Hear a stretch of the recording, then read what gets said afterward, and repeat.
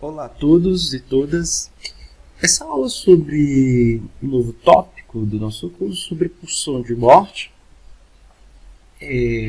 ela não representa um conceito novo, na verdade, porque a gente vai tratar aqui de uma radicalização da teoria freudiana do conceito de inconsciente de pulsão, baseada em novos fatos clínicos que negavam a ideia de princípio do prazer, e que a organização do psiquismo estava obedecendo simplesmente à lógica do princípio prazer e desprazer, do primeiro dualismo freudiano, de que eram as pulsões do eu, quer dizer, as pulsões que eram investidas na minha imagem, nas pulsões que eram dirigidas à autoconservação e as pulsões que eram dirigidas a objetos. Então, até então, a gente tinha uma teoria freudiana que obedecia à autoconservação, né? Ou seja, ora o sujeito se investia mais na autoconservação, ora nos objetos do mundo. E a gente vai ver que Freud vai na verdade ele não vai mudar a teoria, mas ele vai radicalizar a teoria das pulsões, né? Colocando então o cerne, né, do que a pulsão, do que o imperativo funcional está em voga, a partir de algumas evidências clínicas, alguns sintomas que não obedeciam o princípio do prazer. E aí, o objetivo dessa aula é passar então pelo conceito de pulsão, né? Então, primeiramente, eu vou revisar os conceitos de pulsão, porque como eu vou fazer o mesmo movimento freudiano, de revisitar os conceitos para ressignificá-los, para dar um sentido um pouco mais amplo e mais forte, eu tenho que revisitar esse conceito de pulsão, né? Depois, eu vou passar por algumas evidências clínicas que negam o princípio do prazer, né, o princípio da realidade, né? Tem alguns acontecimentos que levaram Freud a pensar o conceito de pulsão de morte, né? E depois pensar ali como o conceito de repetição e pulsão de morte, eles estão presos, né? E por fim, eu vou pensar sendo o caráter inventivo que a gente tem na pulsão de morte, né? Vou passar por essa perspectiva ali para finalizar e pensar o conceito de invenção, a ideia de invenção na clínica psicanalítica, que é fundamental. Então, é muito interessante que quando a gente começa a escutar uma pessoa, Freud também caiu nessa, de pensar o seguinte, de que a pessoa ela tem ali uma boa fé, ela tem ali um esforço em si para poder modificar, né? E aí Freud ele vai se dando conta pela ideia de inconsciente de que existe uma certa força do sujeito para continuar, para permanecer na posição de sofrimento, né? Então a psicanálise ela aponta exatamente isso, né? De que dentro de todo sintoma, dentro de todo mal-estar, existe uma satisfação, né? E isso não se reduz a ganhos secundários. No início, Freud achava de que os ganhos secundários com o sintoma permanecia o sujeito a ficar na mesma posição. E aí Freud falou de jeito, há uma coisa muito maior que os ganhos secundários, porque você pode retirar todos os ganhos secundários e o sujeito vai permanecer do sofrimento, né? E aí Freud, ali no mais além do princípio do prazer, ele vai tomar a seguinte conclusão, abre aspas: por último, percebemos que se trata de um fator, por assim dizer, moral, de um sentimento de culpa que obtém uma satisfação na doença e não quer renunciar ao castigo do sofrimento. Então, ele é bem exposto assim, que existe um certo sofrimento, né, que o sujeito repete e não quer abrir mão. Mas esse sentimento de culpa é mudo para o paciente, ou seja, o sujeito ele não se dá conta que existe uma força ali, uma força masoquista que o deprecia. Não lhe diz respeito que é culpado, ele não se sente culpado, mas doente, né? O que o sujeito sente um mal-estar horrível, um mal-estar que atrapalha a sua vida, né? Que produz embaraço na sua existência, mas que ele não se dá conta que existe um esforço nele para permanecer na mesma situação.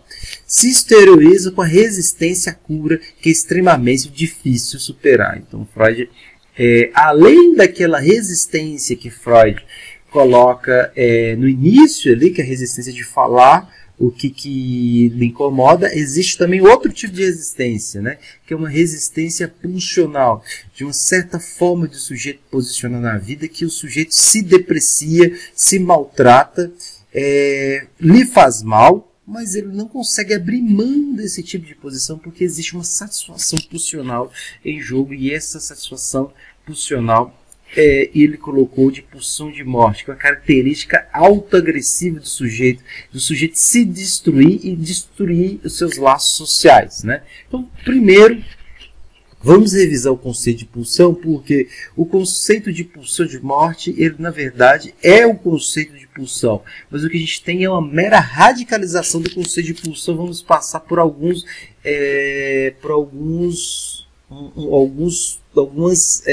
noções importantes para retomada. Primeiro, a pulsão é uma exigência de trabalho, né? Quer dizer, a pulsão ela nunca apazigua, né? Existe sempre um trabalho no psiquismo, e que essa força, esse motor, né? Você tem uma breve apaziguamento, mas retorna forte. Então, a pulsão ela é atemporal, ela não existe época, ela não existe tempo para acabar, existe sempre um trabalho no psiquismo. E é interessante que ele ali está entre o psíquico e o somático, ou seja, né, ela não é somático, ele não é psíquico. A lógica do entre, nesse termo entre ele está aí em Freud, né? Se eu falo que o 6 está entre o 7 e o 8, o 6 ele não é 7 nem 8, ele está no meio, ele está entre, né, esses dois. Ele tem uma finalidade de satisfação.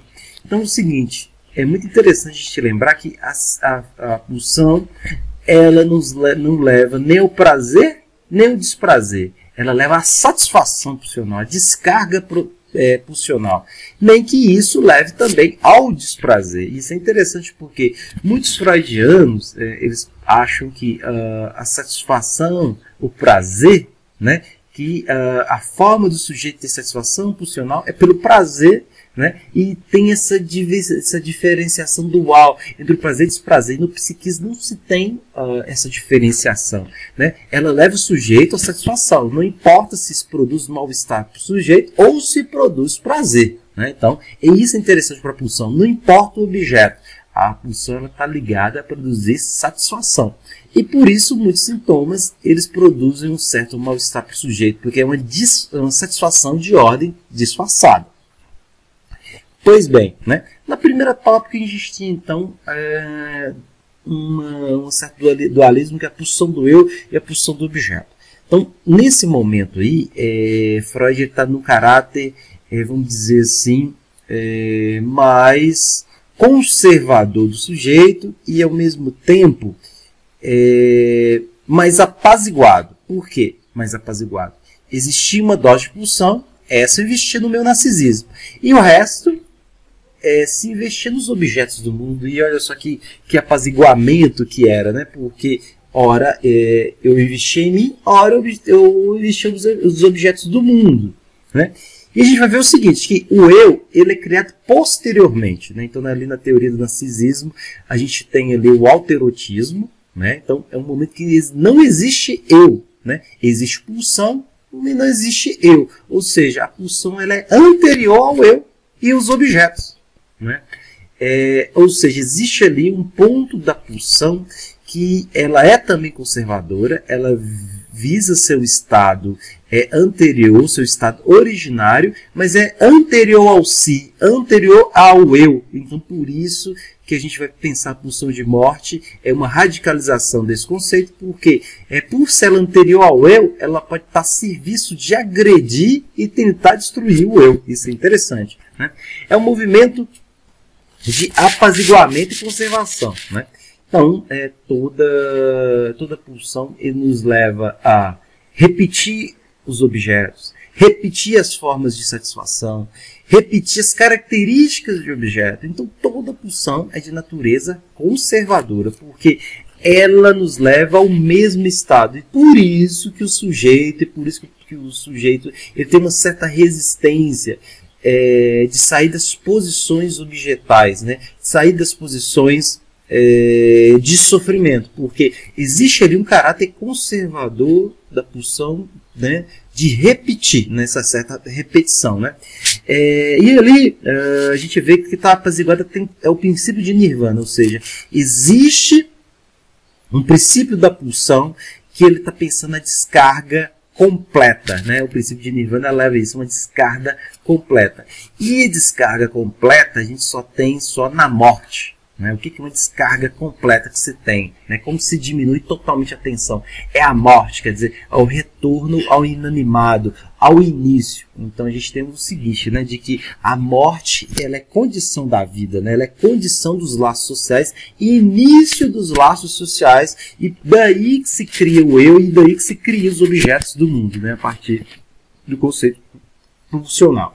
Então vamos ver quais são as evidências clínicas que embasaram Freud a pensar o conceito de pulsão, né? Então o conceito de pulsão freudiano ele demorou a ser aceito pelos freudianos, e a minha hipótese é que até hoje se tem uma certa resistência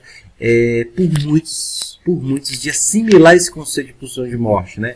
As pessoas elas estão mais ligadas a pensar que as pessoas querem um mundo mais apaziguado, de que esses investimentos estão nisto nos objetos, né? E a contradição disso, as pessoas não querem muito assimilar, né? De que existe um sujeito que resiste no sofrimento, que é apegado ao sofrimento e que não quer elaborar, né? Então isso é fundamental para a gente entender um pouco melhor a clínica, né? Então, é muito interessante, primeiro, que o primeiro elemento que trouxe Freud a pensar no conceito de pulsão de morte foi um texto de 1911, né? E daqui a pouco eu vou comentar sobre ele, né? Que existe uma certa repetição, né, no prazer mórbido, né, no posicionamento autodestrutivo do sujeito, né? Então, uma vez, por exemplo, eu estava atendendo uma mulher e ela tinha um certo histórico de apanhar para o marido, né, para um marido que ela teve um filho. Depois, ela teve ali um irmão que sempre apanhava, mas ela bancava seu irmão, né? E uma certa tendência a cuidar e bancar homens, né? E aí, num certo dia, ela rememorando essas frases que apareceu com o marido, ela rememora de forma muito mórbida e rindo de que o que justificava do marido bater nela, né, é que, fazendo um certo gracejo com isso, é que o marido devia estar muito estressado do trabalho e vinha tirar todos os estresse nela. E por isso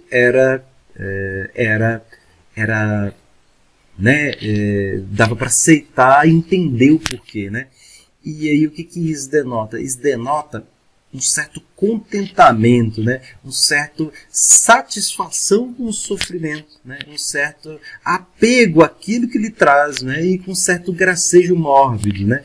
E o que é interessante, né? Essa graça mórbida com a própria desgraça, né? Esse gozo com a própria desgraça, ele é um apego tipo da pulsão de morte, né? Que não é uma piada, não é um xiste que leva as pessoas a elaborarem. Pelo lado, um xiste que nos aponta um certo apego das pessoas com determinadas posições, né?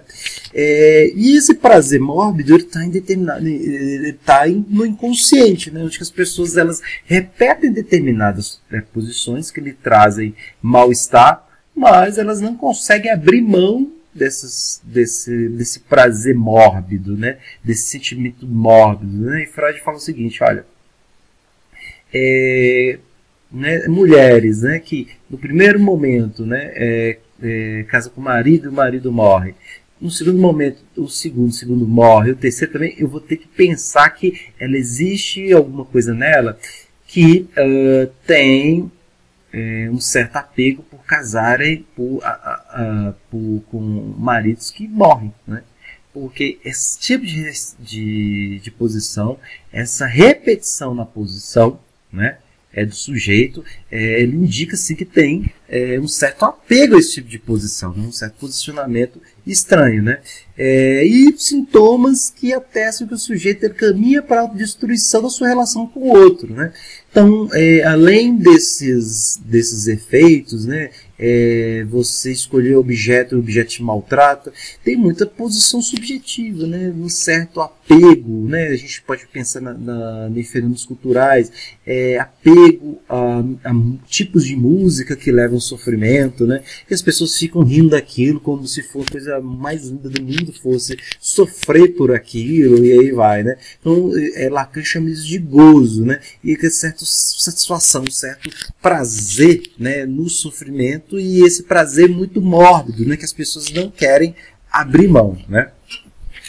Outro a gente vê que são as neuroses de guerra, né, que Freud vai por atender ali no pós-guerra sujeitos que passaram pelo campo de batalha. Ele vai falar que existem neuroses de guerra. O sujeito ele não parava de falar de determinados assuntos traumáticos, né, de ver um parceiro que levou um tiro, né, do horror ali da guerra, né? Você tinha o tempo inteiro isso repetindo, que trazia extremo mal-estar para o sujeito.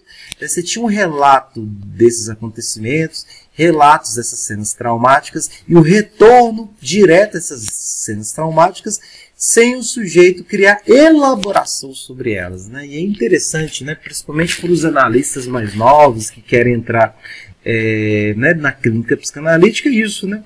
E que as pessoas de outras abordagens não conseguem entender, né? Há uma ilusão na sociedade que as pessoas elas falam necessariamente para elaborar. E não necessariamente as pessoas falam do sofrimento para elaborar.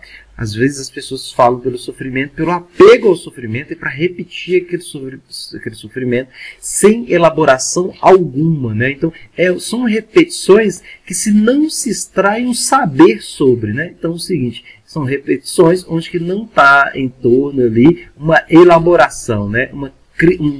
Criar um certo saber, né? Tá no certo masoquismo moral de se repetir e de se depreciar aquilo, um certo prazer masoquista de repetir aquilo elevado. É uma experiência chamada do Fordá. Né? O que é a experiência do Fordá? A experiência do Fordá, né, Freud ele vai viajar para poder observar o neto, conhecer o neto. Né, e ele vai entender, ele vai ali observar no neto um certo fenômeno, né? Enquanto a mãe saía para trabalhar, né, o neto ele jogava o carretel de linha, falando vai, e puxava de volta, né? Então esse fenômeno aqui de volta, vai, de volta, a criança repetia sem parar, sem elaboração nenhuma, né? Esse ida e volta da mãe. Normalmente ele seria uma brincadeira se ajudasse o sujeito a elaborar essa brincadeira. Mas que Freud vai falar o seguinte, que é uma repetição sem prazer nenhuma e que não buscava elaboração, né, e que está presente nesse Fordá, né, que um jogo de vai e volta, aparece, reaparece, e isso não tinha elaboração. E isso estava mais ligado à morte, estava mais ligado ali um serviço autodestrutivo do que necessariamente uma elaboração subjetiva, né? Então vamos passar então pela relação do conceito de pulsão de morte, né? Como é que se define, né? Então é o seguinte, o histórico ele tem esses sintomas que não tem laço social, né? Que ele não produz laço social, né? Então, por exemplo, a gente pode atestar, por exemplo, da dependência química, que o sujeito destrói o eu e o laço social, né? Que você não tem ali ganhos nem com o eu nem com o laço social.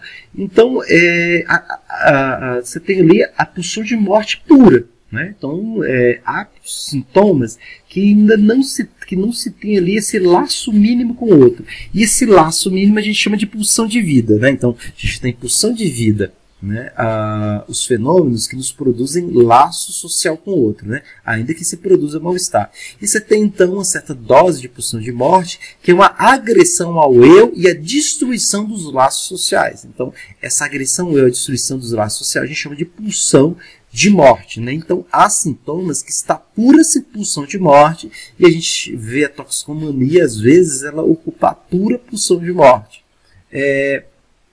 Esse sintoma, esse conceito, ele ajudou muito Freud a entender fenômenos sociais. Então, por exemplo,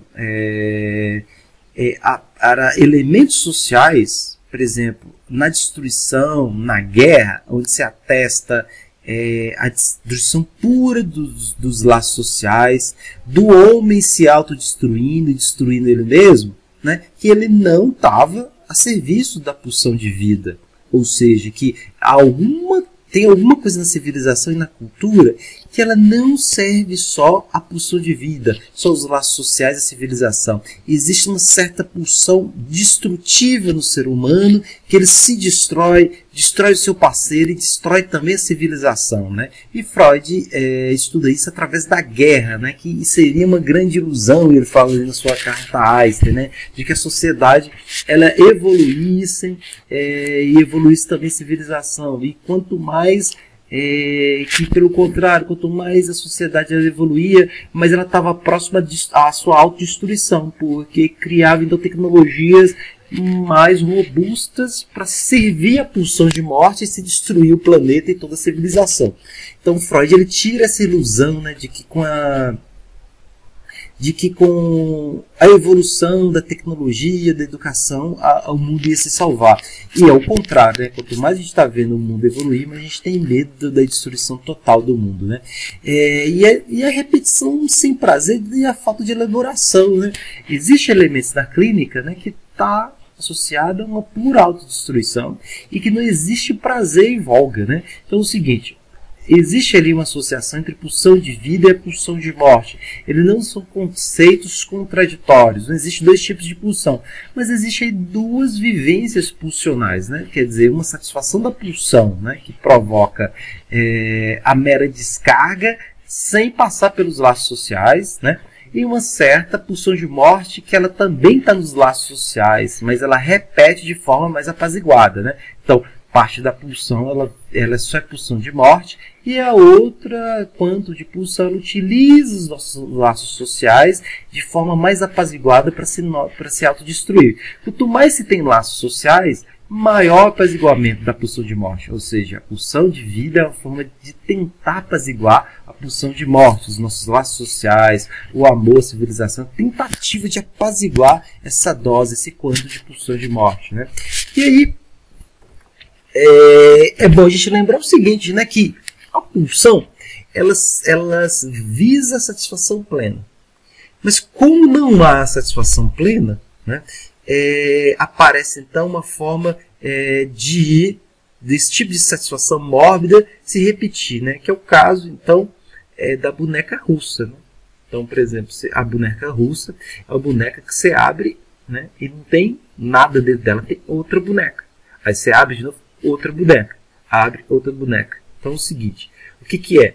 Né, na ausência de um preenchimento, na ausência de algo ali, né, algo que dá uma satisfação completa e dá uma consistência, a pulsão ela vai se repetindo, né, e repetindo, né, tanto para o prazer quanto também para a dor, né, e a maior parte é a satisfação, né? Então Lacan coloca o seguinte, olha, o espelho ele tem por lógica refletir um objeto. Agora, se esse objeto, né, não aparece, você coloca um espelho do lado do outro, há uma tendência então em infinitizar as imagens, né, e nunca aparecer o objeto. E a pulsão ela é desse modelo, ela aparece com esse modelo porque ela tem a tendência de infinitização, já que ela não possui objeto, é como se fosse um espelho refletindo outro espelho, né? Então você tem aí esse dado de infinitização, né? Então é muito importante destacar que a pulsão de morte ela não nega a pulsão de vida. Pelo contrário, enquanto grande há uma pulsão de morte que aparece de forma direta, mais desvelada, mas há um quantum também de pulsão de morte que aparece nos nossos laços sociais. Então, de outra forma, o sujeito humano, a sociedade, a gente se destrói pelos nossos laços sociais, ou seja, a gente vai repetir ali nos nossos sociais formas mórbidas de relacionamento com o outro que nos levam à nossa autodestruição, ou servindo a alguém que nos destrói, ou então a gente mesmo se autodestruindo, colocando em situações que nos destrói, né? Então isso aí na verdade, isso é uma contradição da pulsão de vida, pelo contrário, isso é uma radicalização da pulsão de vida, né? E aí a gente tem que lembrar que toda pulsão ela tem um caráter conservador, né? Então, se a gente lembrar ali a pulsão de vida, né? A pulsão de vida, ela está ligada a investimento no eu e nos objetos, né? Então, toda pulsão ela atesta uma forma de satisfação com o eu e com os objetos, né? Então, esse lado conservador, né? Então, uma posição subjetiva que eu vou repetir com os objetos, ela vai ter uma tendência a repetir com todo mundo e várias vezes, né? Então, a pulsão ela tem essa dose de ser conservadora, né? Toda pulsão.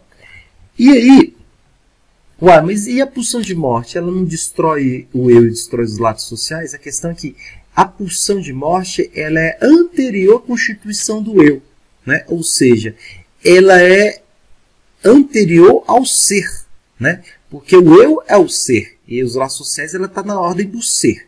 Então, a pulsão conservadora é uma tendência do eu é uma tendência humana de desfazer o ser, de destruir o ser, né? De destruir o que na vida nos dá consistência, de destruir o que na vida ela não dá uma certa estabilidade, né? Então, assim, a estabilidade, a conservação, aquilo que nos dá consistência sobre o que a gente ela é sempre abalada para a ideia de pulsão de morte, né? Ela vem com essa questão do de ser, né? Da pulsão de morte. Então, a pulsão de morte é uma tendência nossa a tentar destruir o nosso ser, né? É uma pulsão, uma tentativa conservadora que é anterior à constituição do eu e à constituição das nossas relações com o objeto. Então, se a pulsão de vida ela está ligada ao ser, à conservação do ser, a pulsão de morte ela está tentativa de conservar o não ser, né? Quer dizer, esse algo que é do psiquismo, que não tem consistência, né? De que colocar que essa questão do eu e que tudo que